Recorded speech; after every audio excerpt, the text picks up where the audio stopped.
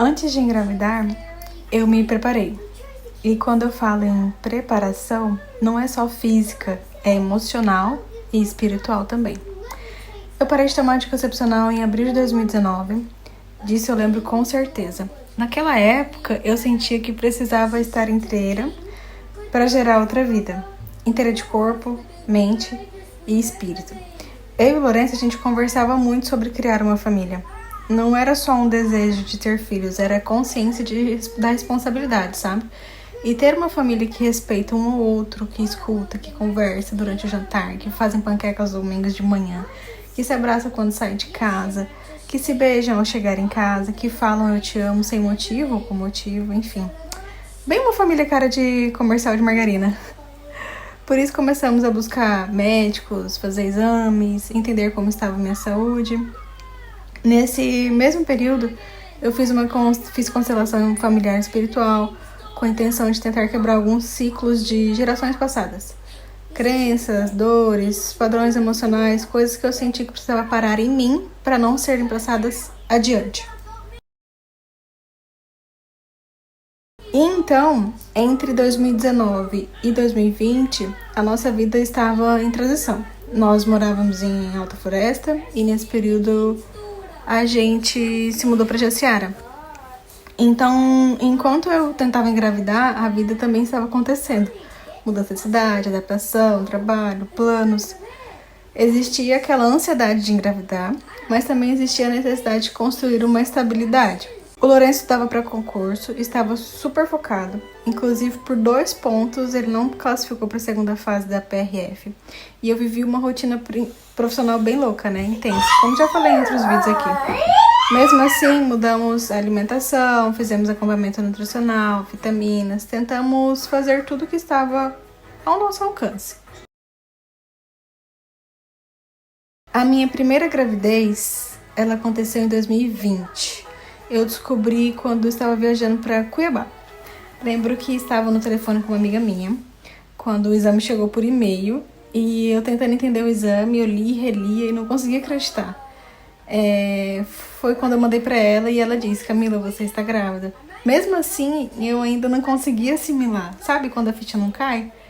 Ela pediu para uma amiga médica confirmar o resultado, só para ter certeza. E tem um detalhe importante naquele dia, naquela semana que eu tava em Cuiabá. Eu tinha ido a uma clínica para fazer um exame de joelho, acho que uma ressonância. Expliquei que tinha um atraso de 3 dias, mas que era tentante porque meu ciclo nunca foi regulado. Eles desmarcaram o exame e me encaminharam para fazer o exame de sangue. Por isso que eu descobri a gravidez. E ali eu vi que tinha o positivo que eu tanto esperava. Ainda em Cuiabá, eu comprei uma roupinha. Era pra fazer uma surpresa pros futuros vovós, bisavós e pro Lourenço também. Eu gravei tudo.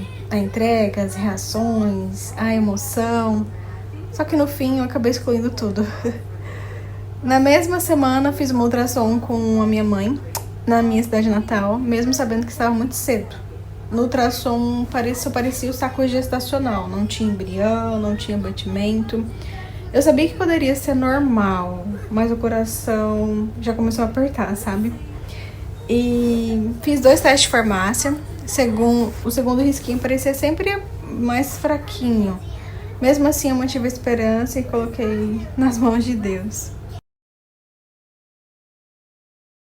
Quando o Lourenço chegou, eu preparei uma caixa. Coloquei o teste de farmácia, o exame de sangue, uns macarrons e um cartão dizendo: papai, você também pode engordar com a mãe. Algo assim.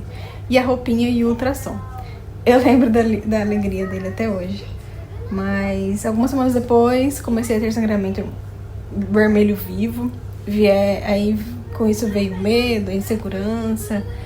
E passei a fazer exames de sangue a cada 3 dias, acompanhando o beta-HCG. Mas os números não subiam como deveria. E até que um dia no banheiro tinha muito sangue e senti muita cólica. A gente foi pro hospital, mas no fundo eu já sabia. E no dia seguinte, no banheiro de casa, com menos sangue, eu vi um coágulo no fundo do vaso. E ali tava meu bebê. Eu tive a coragem de pegar. No que eu peguei, eu chorei muito. E foi isso. E eu tava no segundo mês de gestação. Depois dessa perda, eu comecei uma maratona de exames. Passei por vários médicos para entender o motivo. E um desses exames apareceu uma suspeita de doença de coagulação. Eu não lembro bem o nome. Em 2021, eu lembro que era período de pandemia. Nós ainda não estávamos em Jaciara. Foi também nesse ano que a gente fez nosso casamento civil. De forma bem simples, só com família e também por conta da pandemia, né? E eu lembro que no segundo semestre daquele ano, não lembro o mês exato, eu descobri a segunda gravidez. E devido à orientação médica, comecei com aquela injeção que aplica na barriga ou na perna. E pra mim é um pavor, né? Porque eu tenho muito pavor de agulha. Mas eu sabia que era por uma causa maior e um motivo acima de mim. E de lá eu lembro que a gente foi pra Rondonópolis, que é a cidade próxima, e onde tinha o medicamento e a gente comprou. E assim a gente começou a aplicar imediatamente. Mas mesmo assim, uma semana depois, eu perdi meu bebê. Depois dessa segunda perca, eu continuei investigando. Eu queria entender se aquela injeção realmente era a chave para segurar a gestação. Refiz alguns exames e aí que veio a resposta, né? Eu não tinha doença de coagulação. O correto seria fazer 3 exames específicos antes de fechar qualquer diagnóstico. A primeira médica, ao ver a alteração em apenas ela havia confirmado que eu tinha essa doença. Mas no fim, não era isso. Então, a conclusão foi simples, mas dolorosa. Era pra ser assim.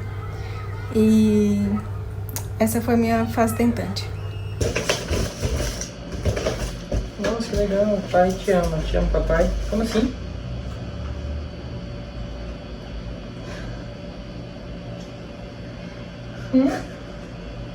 Nada, amor.